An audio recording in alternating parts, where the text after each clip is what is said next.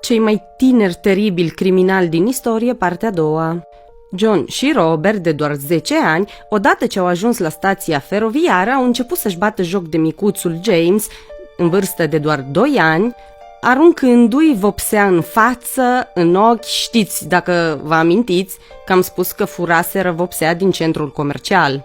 Bineînțeles, micuțul James a început să plângă și să urle și mai tare de durere, fapt care pe cei doi i-au enervat și mai mult și au început să-l ia pe micuțul James la bătaie.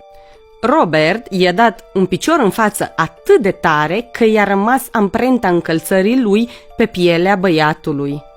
Apoi, bateriile, care și acelea le furaseră din centrul comercial, cei doi le-au băgat micuțului James în gură și în retro.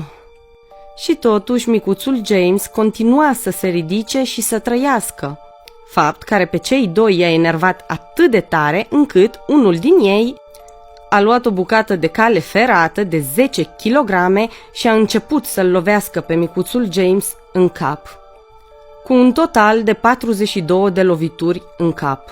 James e mort. Cei doi făptași inteligenți s-au gândit să îl arunce pe micuțul James pe calea ferată, făcând ca totul să pară un accident. Și nu după mult timp a trecut și trenul peste el. După ce au fost prinși, cei doi, John și Robert, au fost procesați nu ca minori, ci ca adulți, pentru că vorbim de o crimă fără remușcări.